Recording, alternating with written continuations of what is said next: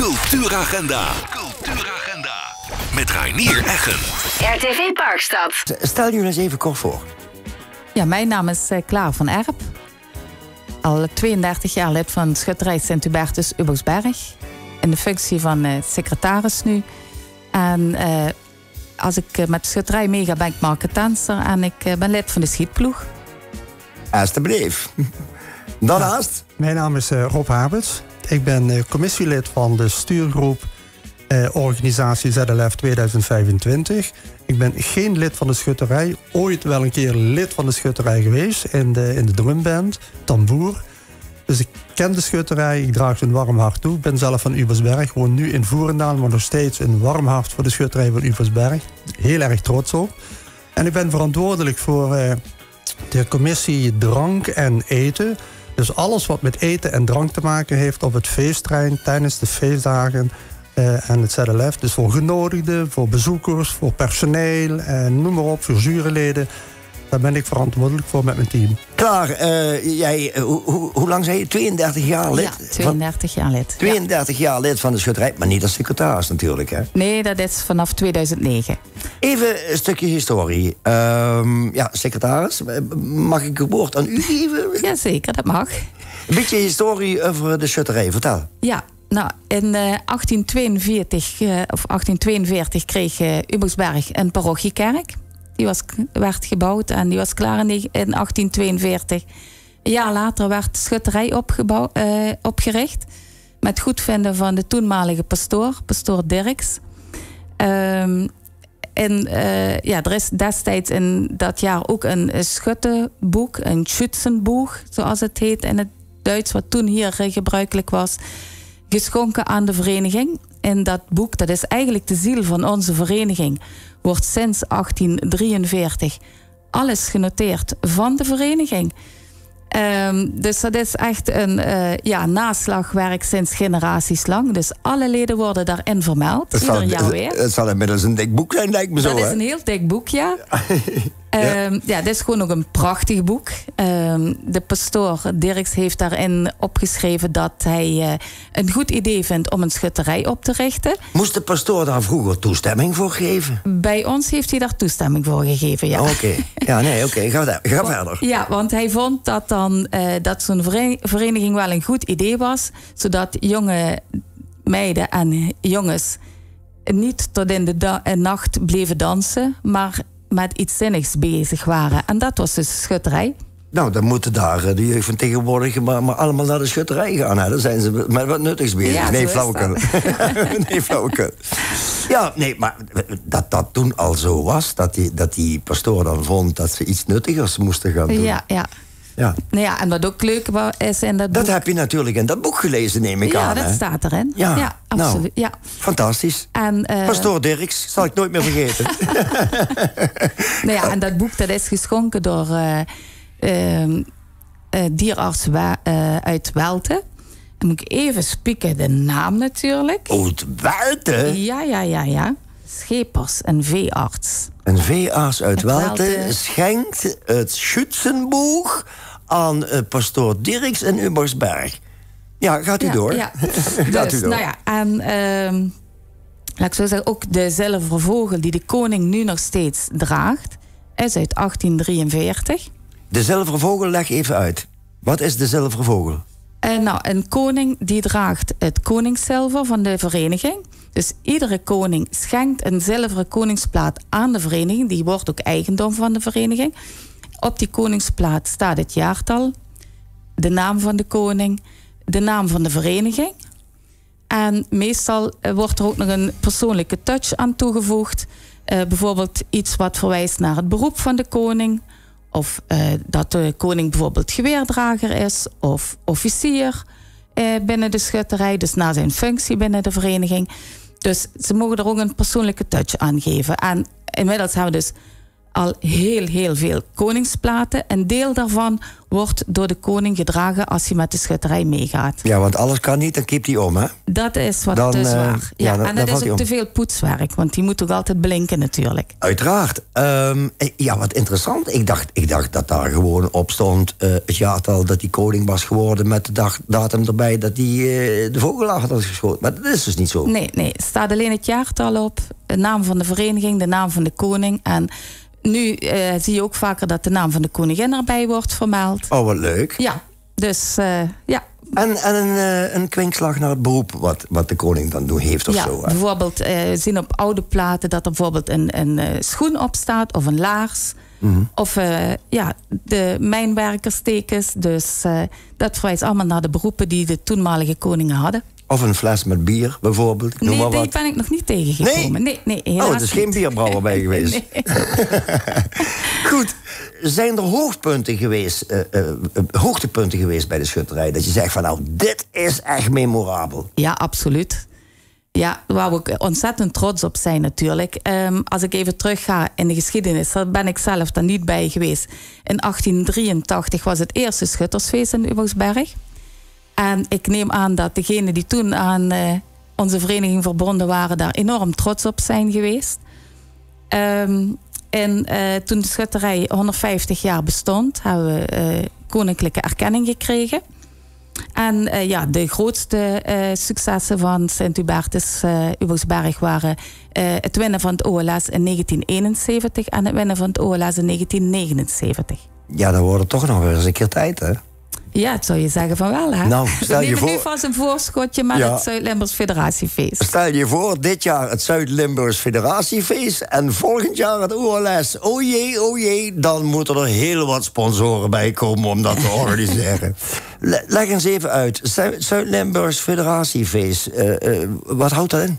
Ik kan misschien best even beginnen met het ontstaan van het ZLF, zoals de afkorting heet. Na de Tweede Wereldoorlog kwamen de schutterijen weer in opmars. Hè. De geweren mochten weer achter de zolderpanelen, et cetera, in de kelders verstopt, die ook in de kelders verstopt lagen, et cetera, naar boven gehaald worden. Schutterijen werden opnieuw leven ingeblazen. En de Zuid-Limburgse schutterijen die hebben zich in die jaren meer gefocust op de uitmonstering, de uniformen, de muziek en minder op het schieten. Dus wat was daarvan het gevolg? Dat het OLS, wat dus de winnaar met schieten mag het OLS organiseren. Het OLS kwam nooit in Zuid-Limburg terecht. Omdat de Zuid-Limburgse schutterijen minder goed geoefend waren in het schieten. Toen hebben de 3 Zuid-Limburgse schuttersbonden, want iedere vereniging is bij een bond aangesloten. En 3 bonden, zeg je? in Zuid-Limburg zijn meerdere bonden, maar 3 bonden hebben zich bij elkaar gepakt. En die hebben besloten van, we gaan een Zuid-Limburgs federatiefeest organiseren. Een Zuid-Limburgs vastelovensliedjesconcours. Ja, zoiets. En daar is niet de winnaar van het schieten die het volgend jaar mag organiseren. Maar dat is een cyclus waarbij alle verenigingen om de beurt het ZLF mogen organiseren. Dus in de beginjaren waren zo'n 60 verenigingen aangesloten. Dus eens in de 60 jaar kwam je aan de beurt om het ZLF te organiseren. En voor Sint-Hubertus is dat de eerste keer in 1960 geweest. En nu zijn we voor de tweede keer aan de beurt. Want de cyclus was op een gegeven moment afgelopen. En er wordt er opnieuw geloot onder alle aangesloten verenigingen van die 3 bonden. En die volgorde krijg je dan. En dan kun je het ZLF organiseren als je dat wil. En wil je het niet, zul je dat jaren van tevoren moeten aangeven. Want dan kan iemand anders, een andere vereniging voor jou in de plaats, de organisatie oppakken. Dus er zitten toch nog steeds pak een beetje een 60-tal verenigingen aangesloten, of niet? Het zijn er inmiddels helaas wat minder, zitten nu rond de 50. Ja, moet je nog 50 jaar wachten voordat je aan de beurt bent? Dat klopt, inderdaad. Zo Ja. ongeveer. Ja. Wanneer is die loting? We zijn ruim 1,5 jaar van tevoren zijn we dus begonnen. Nou ja, die loting voor het organiseren, zeg maar, dat gebeurt als de cyclus is afgelopen. Dus de huidige cyclus die loopt tot, moet ik even kijken, 2062. Dan is het ZLF in Sittard. En natuurlijk een paar jaar van tevoren wordt dan een nieuwe loting gedaan, zodat de verenigingen ook op tijd weten wanneer dat ze aan de beurt zijn. Precies, dat ze ook op tijd met de organisatie en alles kunnen beginnen. Inderdaad. Ja, Rob, voor het geval dat de mensen denken, Rob heeft nog helemaal niks gezegd. Jij komt zo meteen aan de beurt, hè? Ja, wordt even tijd, hè? Dat ik ook mag zeggen. Ja, dat gaat helemaal goed komen, want hij heeft natuurlijk een hele hoop te vertellen over de organisatie van de catering, een hele rattenplan, wat er allemaal omheen komt. Klaar, nog even over de vereniging. Sint-Hubertus 1842, 43. Met toestemming van pastoor Dirks in Liebersberg opgericht. Ja. En nu dadelijk in juli het Zuid-Limburgs Federatiefeest. Vertel iets over die vereniging. Ja, nou ja, Sint-Hubertus is een fantastische schutterij. Een grote schutterij. Liebersberg is in principe een betrekkelijk klein dorp. 1450 inwoners. Maar een schutterij met ruim 100 leden, 109 leden om precies te zijn. En, netjes, ja. Ja, echt top, hè. Ja. We hebben laatste 1,5 jaar ook weer een enorme groei doorgemaakt. Ja, wat jullie doen, dat moet je echt vertellen met die jongeren, hè? Ja, dat klopt. Ja, geweldig. Vertel. Ja. Laatste, wat ik zeg, 1,5 jaar hebben we zo'n 28 leden erbij gekregen. Waarvan de helft jongeren. We hebben een kidsclub bij onze vereniging. Dat zijn echt de allerjongste. Die zijn nog geen lid van de vereniging, maar die worden wel bij de vereniging betrokken. Worden aangemeld bij wijze van spreken vanaf hun geboorte. En dat zijn niet alleen kinderen van leden, maar ook gewoon kinderen van mensen die in Ubosberg wonen of zelfs buiten het dorp wonen. Maar die het leuk vinden om dat stukje historie bij de opvoeding van hun kind mee te geven. En dat wordt op een speelse manier gedaan. Ze worden betrokken bij activiteiten van de schutterij. Ze knutselen voor de koning. Ze zitten op het springkussen als we een schuttersactiviteit hebben. En zo worden ze spelenderwijs bij onze culturele vereniging betrokken. Ik heb dat vorig jaar gezien. Die kleine gastjes in een pak, hè? In een pak, zag ik ze. Ja. Met, geweldig. Had ik nog nooit eerder gezien, moet ik zeggen. Ik denk van, deze vereniging is goed bezig. Ja. Goed, je hebt nou uitgelegd hoe jullie dat doen. Prima. Ja, en laat ik zo zeggen, de vereniging, jong en oud moet zich daarbij thuis voelen. Dat is ons streven. De oudste leden zijn ruim dik in de 80, waarvan ook nog enkele actief meelopen met de vereniging. En de jongsten zijn 7, 8 jaar. En dat gaat allemaal goed met elkaar samen om. En je had het net over wat zijn successen van de vereniging. Maar dat vind ik zelf een heel groot succes. Dat je ook naar de toekomst kijkt van de vereniging. Niet alleen naar het heden, maar dat je ook zorgt dat die vereniging bestaat nu 182 jaar, maar dat ze dadelijk misschien 200 jaar of nog langer bestaat. Ja, dan moet je toch een kas voor dat zilver en dat allemaal gaan verzorgen. Die zal ongetwijfeld zijn. Rob, ik ga eens even naar jou toe. Toch nou eventjes om even een ander aspect erbij te betrekken. Het hele gebeuren met betrekking tot organisatie, catering, noem maar allemaal op. Vertel, hoe begin je daaraan? Ja, hoe begin je daaraan? We hebben natuurlijk draaiboeken van ZLF's en OLS'en van verenigingen die dat eerder georganiseerd hebben. Dus die neem je goed ter harte. Mm-hmm. Daarnaast zijn er ook gewoon eisen vanuit de bond. Dus vanuit de federatie die zegt waar je je aan moet houden. En daarnaast heb je nog de overheid die behoorlijk wat eisen stelt. Dus vandaag de dag hebben we te maken, sinds 1 januari 2024 is er een omgevingswetvergunning verplicht. En dat is een meesterwerk van de gemeente of van de overheid, waar verenigingen en ook mensen die een evenement willen organiseren aan moeten voldoen. Mm. En dat zijn allemaal posten die erin voorkomen. Nou, jullie kunnen het misschien wel voorstellen. De stikstofbeheer onder andere zit erin. Het geluid, de flora, de fauna. Ja, de verkeersveiligheid. Je wil niet weten hoeveel aspecten dat in die wervingsvergunning zitten. En daar moet je wel als vereniging mee dealen. Want anders dan kom je gewoon niet in de aanmerking voor de vergunning. En dan kun je het feest niet organiseren. Ik ga niet in op het stikstofgebeuren. Nee, geloof je me dat? Dat gaan we niet doen. Nee. Maar goed, we zijn als schutterij zijn we, en ik spreek echt we, want ik voel me gewoon ook nu lid van de schutterij. We zijn in 2023 begonnen in het najaar. Dat we met een aantal mensen bij elkaar zijn gekomen van hoe gaan we dat aanpakken. Wat functies verdeeld. We hebben een stuurgroep hebben we samengesteld. En dat zijn 5 mensen die dus in het hoofdbestuur van de stuurgroep zitten. En daarnaast hebben we nog een aantal commissies. En dat zijn er een 8-tal stuks. Die allemaal een eigen verantwoording hebben binnen dat feest om dat te organiseren. En dan moet je denken aan een van de commissies, bijvoorbeeld het terrein. Wat moet er allemaal op het terrein plaatsvinden? Het is een terrein van 10,5 hectare, waar een hele hoop dingen zich gaan afspelen. Dan moet elektriciteit naartoe, alle nutsvoorzieningen, dus zoals water, als elektriciteit, zoals ik al zei, maar ook de riolering moet aangelegd worden. Ja, en daarnaast moeten tenten opgebouwd, toiletwagens moeten gebouwd worden. Er moeten dus gebieden afgezet worden waar de schutterijen kunnen schieten. Dus al die schietbonen moeten daar komen te staan. Dus er is een hele hoop te doen naast het terrein.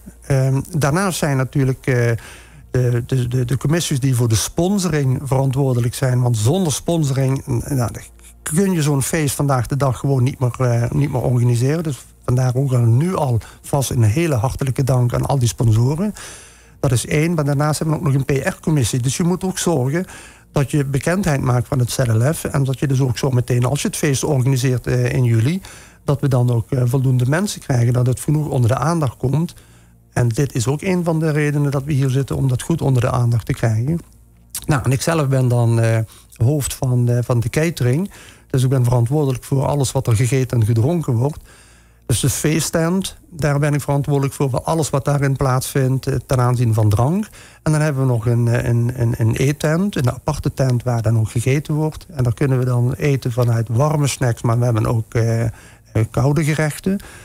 En daarnaast hebben we nog schaduwtenten op het veld staan met barren, et cetera. Dus ja, er is een hele hoop wat erbij komt kijken. Dus je moet gesprekken voeren met organisaties, maar je moet gesprekken voeren met leveranciers, met meerdere leveranciers. Want je wil natuurlijk ook een goed vergelijk hebben met welke leverancier kunnen wij het beste overweg. Met welke leverancier kan ook voldoen aan alles wat wij eisen en wat ook geëist wordt vanuit de overheid. Dus ja, we zijn in 2023 begonnen. En het zijn nu ongeveer 1,5 jaar later. En de details zijn er. En we zijn het nu allemaal aan het uitrollen. Dus echt een goede invulling aan het geven. Dus het zijn behoorlijk wat uren die erin gaan zitten. Hij zegt het goed, hè? Wij zijn het nu aan het uitrollen. Ja, dat is zo'n vakterm, hè? Je wilt toch niet hopen dat... Nou, ik kan mij herinneren dat bij de OLS ook vaak zo heet is, hè? Dus een scenario van als het echt warm is, ja, dat heb je ook in de pocket, hè? Ja, dat hebben we in de pocket. We hebben wat noodscenario's natuurlijk. Daar hou je rekening mee dat in ieder geval, als het heel erg warm wordt, dat je genoeg schaduwplekken hebt. Daarnaast hebben we ook dat we zorgen dat er dus ook genoeg water aanwezig is. Dus mensen kunnen dus ook gratis water drinken als het dus heel erg warm is. Als het ook niet warm is, die faciliteit die staat er. Die moet er toch zijn, ja. Die moet er gewoon zijn. Want, vergis je niet, zo'n schutterspak is dik en zwaar, ja, en ontiegelijk warm als het warm is, hè? Ja. Ja, en dan niet alleen ook voor de schutters, maar ook voor de mensen die in de optocht staan. Dus daar moet je ook rekening mee houden dat er dus mensen wat kunnen drinken. En ja, er wordt overal voor gezorgd dat er dus punten zijn waar mensen water kunnen krijgen gratis. Nog even naar wat speciale dingen, wat met dit Zuid-Limburgs Federatiefeest natuurlijk te maken heeft bij jullie. Jullie hebben ook iets aan merchandising gedaan, hè? Vertel. Ja, absoluut, natuurlijk. Nou, wat wij hebben gedaan, en dat is mede door de brouwerij die ons feest van het gerstenat voorziet, zal ik maar zeggen. Laten we zeggen, een Zuid-Limburgse bierbrouwer. Ja. Nou, die heeft een speciaal ZLF-bier voor ons gebrouwen. En hoe heet dat bier? ZLF-bier. Van de Sint-Hubertus? Ja. Het Sint-Hubertus ZLF 2025 bier. Zeg ik het zo goed? Zo zeg je het prima. Maar er is een beperkte oplage. 480 flessen zijn gebotteld van 750 centiliter. En, waarom 480? Kan iemand dat uitleggen? Ja, het zijn 480 flessen van 750 milliliter. Oh my god. Het zal een beetje veel zijn. Oh my god. Ja. Het is een donker bier, een bruin bier, een amberkleurig bier van 6,8% alcohol. Dus het is goed houdbaar, het bier. En het is echt een heel mooi zachte afdronk heeft het bier. Dus ja, ik kan het warm aanbevelen bij alle schuttersvrienden, maar ook alle mensen die graag een goed glas bier willen drinken. Ik denk dat Schuttersvrienden hem als collectors item in de kas ergens gaan zetten. Want dat wordt alleen maar meer waard. Klaar, vertel verder, er was nog meer, hè? Ja, en we hebben Zadelef Rosé. Vrakelbergen Rosé, dus van de wijngaard uit Uboxberg. Ook speciaal met een Zadelef-etiket erop. En we hebben Zadelef Pins. Die zijn te koop bij een paar lokale brasserie Zondheden in Uboxberg en bij boerderijwinkels P. En zijn die niet te krijgen op het feest zelf? Ook op het feest zelf natuurlijk. Maar de mensen die niet zo lang kunnen wachten, kunnen daar al voor de pins terecht. En voor het bier en de rosé kunnen ze terecht bij pr@zadelef2025.nl. Laten we nu eens naar die data gaan, want het speelt zich allemaal af in juli. Kom op met die data en laat horen wat het programma is. Ja, nou, het programma heeft het feest, het ZLF-feest, start op donderdag 17 juli. Dan starten wij met een grote kienavond waar geweldige mooie prijzen te winnen zijn. Dus ik nodig ook echt iedereen uit die van kienen houdt en die van mooie prijzen houdt. En je moet denken aan prijzen dat er entreekaarten zijn voor het kerstconcert in Maastricht. Er zijn... Van Rieu! Ja, nou, ik dacht dat we dat niet mochten. Jezus! Maar ook voor Parkstadtheater, daar zijn kaartjes voor. Er zijn kaartjes voor de Grand Prix in België, voor de vrijdag, voor de trainingsritten. Nou, we hebben een wellnesscentrum in Maastricht waar kaartjes voor zijn. Winkelen in de supermarkt van Voerendaal. Maar ook de lokale ondernemers en ook andere ondernemers rondom Ubersberg hebben allemaal gigaprijzen geschonken aan de schutterij. Die we tijdens de kienavond graag aan de mensen... Ja, dat de mensen die ze kunnen winnen. Donderdagavond 17 juli. 17 juli. Wij gaan naar de vrijdag. Vrijdag 18 juli. Dan hebben wij 3 grote acts. We beginnen met de Q, The Party. De Foute Party. 4 uur lang Foute Party. Q-Music. Q-Music, ja. Ja, de Q-Music Foute Party, ja. En als topper hebben wij La Fuente. Oeh, de DJ La Fuente. La Fuente. Ja. En daarnaast hebben we nog de Party Animals. Een geweldige houseband van vroeger die schitterende mooie muziek heeft gemaakt in het verleden. En nu met een hele nieuwe bezetting gewoon een prachtige muziekavond gaat verzorgen. Oké, gaan we zo even naartoe. Dan gaan wij nou toch even door naar de zaterdag. Want ik weet niet of we er dadelijk tijd voor krijgen. Ja, de zaterdag 19 juli starten we in de middag met een kinderprogramma. Daar hebben we een Kika-activiteit. Dat doen we samen met Kika. En alle opbrengsten daarvan die gaan ook naar Kika. En ook de schutterij doet daar nog een donatie in. Dus alles wat opgehaald wordt voor die Kika-run. Dus kinderen kunnen zich daarvoor opgeven tussen 8 en 16 jaar. Die kunnen daar via de Kika, via de site, via de ZLF-site www.zlf2025.nl. Daar kunnen ze zich opgeven om deel te nemen aan die Kika-run. En alles geld gaat dus naar het goede doel, de Kika. Ja. En dan hebben we het 's avonds, vanaf 8 uur hebben wij de party, Jet Skates Loos Party. Dat is eigenlijk de slogan die we eraan verbonden hebben. En daar treedt onder andere de coverband op Tonka, de feestband van het Wilde Zuiden, die we daar laten optreden. En dan onze mooie Marjolein Heintjes, die dan komt zingen. En dan hebben we nog DJ Le Freit. Ik weet niet precies hoe ik het moet uitspreken. Die zorgt dan voor de intermezzo's en als de optredens... De verdere muzikale omlijsting. Ja. En zondag 20 juli, maar dat laat ik heel graag aan Klaar over. Want daar staat centraal de schutterijen. Nou ja, dat is de zondag het hoogtepunt natuurlijk van het ZLF voor de schutters zelf. Daar komen 52 schutterijen. Er zijn 49 schutterijen die aangesloten zijn bij de federatie. En we hebben nog 3 gastverenigingen die ons komen versterken. Vanaf de Peul? Nee. Maar tegen de grens aan. Oost-Maarland, Noordbeek en Spijkerserij. Ja.